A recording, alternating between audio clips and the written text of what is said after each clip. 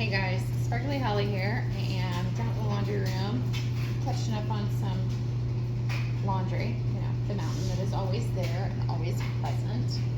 But you know what is not always present is Mac Daddy. Mac Daddy is not always home. So, as I fold his shirt, that's a good segue for today's story time. We were actually at Chick-fil-A, one of our favorite little spots to go. And we were sitting in a booth. It was Chris and I, and the kids were already in the play area playing. Thank you to the Chick-fil-A's in Jacksonville. The play area is open. Whoop, whoop. Love that.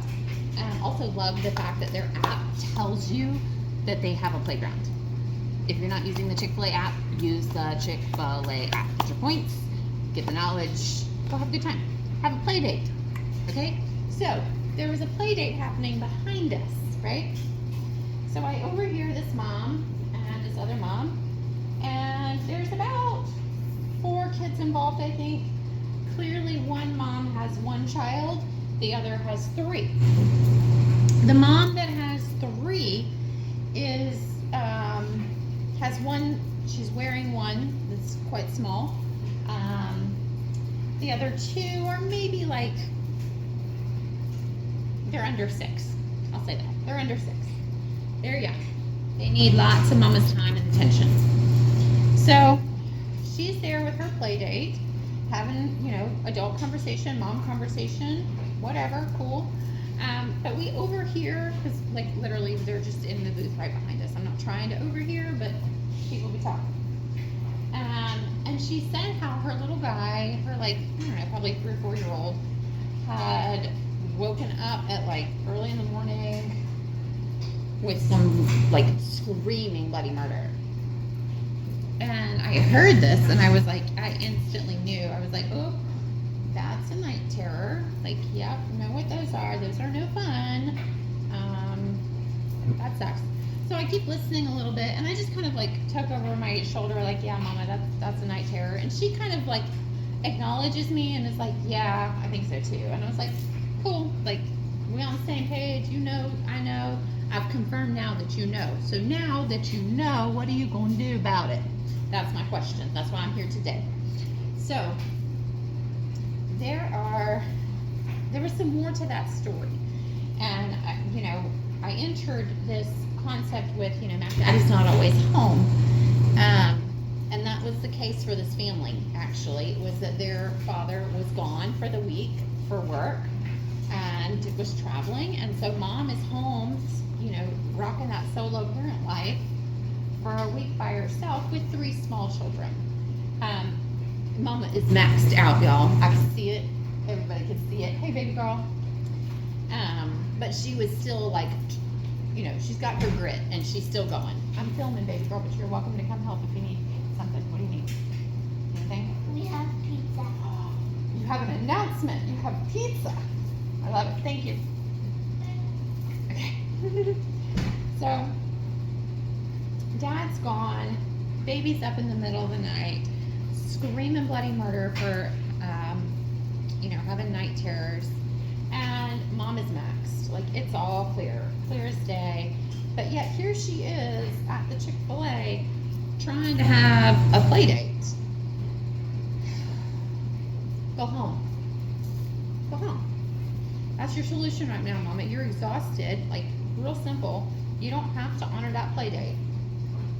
Kudos for doing it. I get it.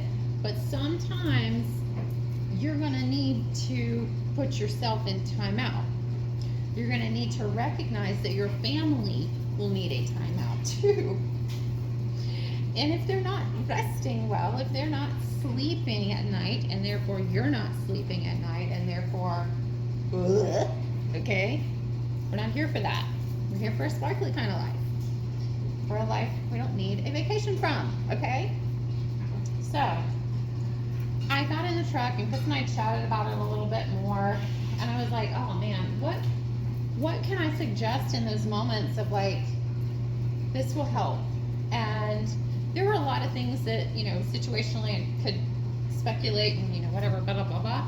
But at the end of the day, I just chose to confirm what she already knew herself. think that's powerful enough. Sometimes as moms, we need that reminder that our intuition is correct and we're on the right track.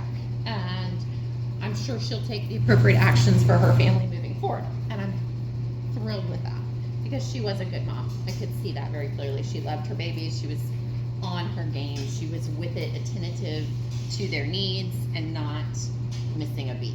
Truly exhausted, in full zombie mode. Okay, like that mom zombie range where we're just running on caffeine and, you know, last week's laundry. It's okay. Go home. Hug your babies. So we chatted about it in the car a little bit, and like, what would be the solution? Like, obviously you need to dial in a little more to your family's needs. Obviously this child is feeling anxious or tense at night and is not resting well, or is maybe experiencing some nightmares, and overall their little nervous system is just asking for some support. That's it. That's all they need. Now, unfortunately, in this moment's solution, and I don't fault her for it because Lord have mercy knows I have 6 children. I have been there before. Promise. Okay? She sent the baby, the middle child, I'm pretty sure it was the middle child because I'm betting she probably had the baby in there sleeping too. So I understand if that's, you know, perhaps why. But she sent the child, the upset child, the child that needed consoling, she sent to their own room. She sent away from her bed, away from her comfort, into their own space. So I get it. We've all been there. We've all had those moments, but that's not the best solution. It might have been the solution that you needed to get a few more minutes of sleep to survive through the week. I get it. I'm not judging. But if you want to do better, you have options. I would say, go home. Cancel your play date. You don't need to be out right now. Your family is stressed and kind of maxed out feeling, and it's more of a struggle than a joy to go hang out at Chick-fil-A. Go home. Turn your movie on. Go put your feet in the garden. Have a sip of tea, or have a tea party with your babies. Bust out some crystals, y'all. So, crystals to help promote sleep with toddlers. Now, sleeping with crystals, I don't really recommend. Like, obviously I don't want them to hold little tiny, like, itsy bitsies like this. No. This is pokey and sharp. This isn't going to feel good, you know, in my rib later. But I Googled and trusted my intuition, and then tested my children's intuition as well. And I asked all of these places and myself what crystals are going to be ideal for these moments where a child or a toddler is needing some extra support at night to sleep peacefully, calmly, so that the whole family can thrive and have a great day. The number one stone that I knew without question, I probably should have spoke it right then and there, and I, honest to God, was looking at my hands and my wrists, like checking my bag to see if I had an extra one that I would have given to her then, but I didn't have any on me. I am that weirdo. If I have rocks in my pocket and I think you need one, I will give it to you. But anyways, the number one that is recommended is amethyst. And I've got 2 pieces of it right here, because when I tested 3 of my children, 2 of the 3, and almost 3 of the 3, and I'll tell you why I say almost in a minute, but 2 of the 3 picked out amethyst without hesitation. And when I told them to pick out 3 to 5 stones to help with toddlers and restful sleep, this is what they gave me. ChatGPT also confirmed. My intuition confirmed as well. And I also have a crystal Bible book that also was like, oh yeah, insomnia and nightmares, bust out your amethyst, baby. Put that little purple stone, maybe tuck it under their bed, okay? Or on a nightstand nearby, a little night light maybe, or a little candle. Blow it out before they go to sleep, obviously. Do your little bedtime blessing though, okay? Tuck them in, show them where their crystal's at. Let them know that they are loved, let them know that they're safe, and that they're gonna have a peaceful night's rest. It's that simple. And pretty cool. But you have to set the intention in your home. Are you doing that? The other crystals that were recommended, again, 2 out of 3, solid 2 out of 3 recommended. Rose quartz, duh, all the love. Cannot go wrong with rose quartz and unconditional love. Now, the next one is a blue lace agate. This is one, and this is kind of the oddball one that stands out. And this one's like angelic communication. So this really is like a higher dimension. If your child's telling you, you know, maybe I saw grandpa or in a dream or something, I don't know. Blue lace agate, maybe tap into that one a little bit. And my partial was the Super 7. Remember I said maybe 3 out of 3 with the amethyst, because Super 7 has amethyst in it. So Super 7 was also recommended by my kiddos. Clear quartz, howlite, playful things, all good things. I'm also going to share to my Patreon an article breaking this down a little bit further and explaining the science behind how crystals help support us, both mentally, physically, and emotionally.